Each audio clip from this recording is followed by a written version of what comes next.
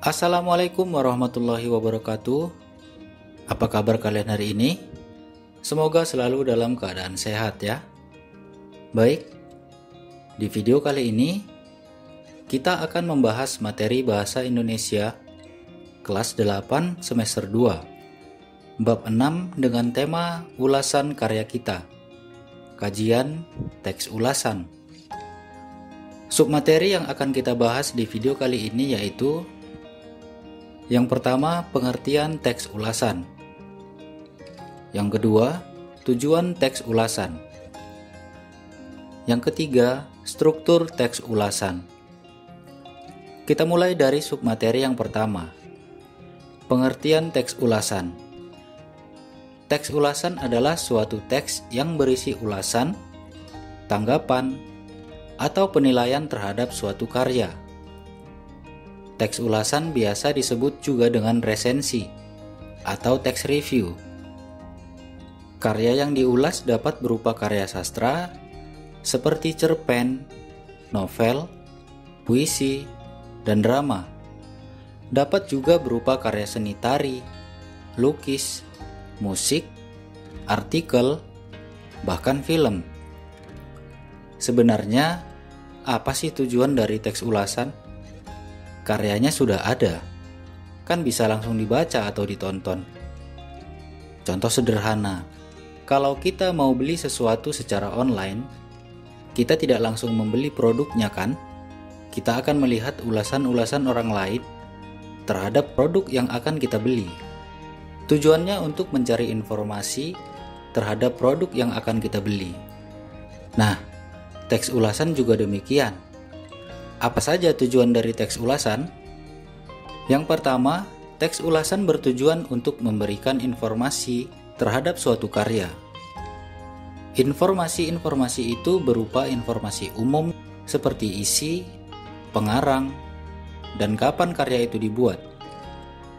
Yang kedua, teks ulasan bertujuan untuk membantu pembaca dalam memahami suatu karya. Kadangkala, suatu karya sulit dipahami bagi sebagian pembaca atau penikmatnya. Sebagai contoh, novel yang berjudul Anak Perawan di Sarang Penyamun atau Dian yang Tak Kunjung Padam, karya Sultan Takdir Ali Syabana. Bagi kita saat ini, kosakata dalam novel itu akan sulit dipahami. Dalam novel tersebut, banyak terdapat diksi yang saat ini jarang kita dengar. Nah, teks ulasan dapat membantu pembaca dalam memahaminya, tapi memahami cerita secara keseluruhan ya, bukan memahami kata per kata. Kalau berkata, mending buat kamus toh, daripada buat teks ulasan. Tujuan teks ulasan yang ketiga yaitu memberikan penilaian terhadap suatu karya. Penilaian itu berupa kelebihan dan kekurangan terhadap suatu karya. Melalui penilaian ini, pembaca atau penikmat dapat lebih memahami hal-hal yang terdapat dalam suatu karya. Memberikan penilaian ini berkaitan langsung dengan tujuan teks ulasan yang selanjutnya, yaitu memberikan pertimbangan kepada pembaca apakah suatu karya tersebut layak untuk dinikmati atau tidak. Layak atau tidaknya suatu karya bagi pembaca dilihat dari berbagai aspek. Bisa dari aspek usia pembaca, sosial masyarakat, agama, budaya, politik, dan aspek-aspek lain yang dianggap tidak sesuai dengan kearifan masyarakat. Dari pertimbangan ini, pembaca yang memutuskan untuk membeli dan menikmati suatu karya atau tidak. Itulah tujuan dari teks ulasan. Jadi, secara umum, tujuan teks ulasan adalah untuk memberikan penilaian terhadap suatu karya, memberikan pemahaman sebelum akhirnya pembaca atau penikmat karya itu memutuskan untuk membeli dan menikmati karya tersebut atau tidak. Selanjutnya kita akan membahas mengenai struktur teks ulasan. Struktur teks ulasan yang pertama adalah identitas karya. Identitas ini bergantung pada karya apa yang akan diulas. Kalau karya yang diulas berupa buku, Identitasnya dapat berupa judul buku, penulis, penerbit, tahun terbit, tebal buku, ukuran buku, jumlah halaman, atau bahkan jenis kertas yang digunakan. Kalau karya yang diulas berupa film, maka identitasnya bisa berupa judul film, penulis skenario, sutradara, produser, tokoh, rumah produksi, durasi film, dan tahun produksi. Identitas karya ini bersifat fleksibel atau bergantung pada bentuk karya yang akan diulas. Begini bentuk penulisan identitas dalam teks ulasan sebuah novel. Penulisan identitasnya saja yang memiliki perbedaan, sedangkan struktur yang lain dituliskan dalam bentuk paragraf seperti ringkasan biasa. Struktur teks ulasan yang kedua adalah orientasi. Orientasi berisi seputar keunggulan karya, penghargaan-penghargaan karya yang pernah diperoleh. Semua itu disampaikan dalam struktur orientasi. Struktur yang ketiga adalah sinopsis. Sinopsis merupakan ringkasan atau cerita singkat dari karya yang akan diulas.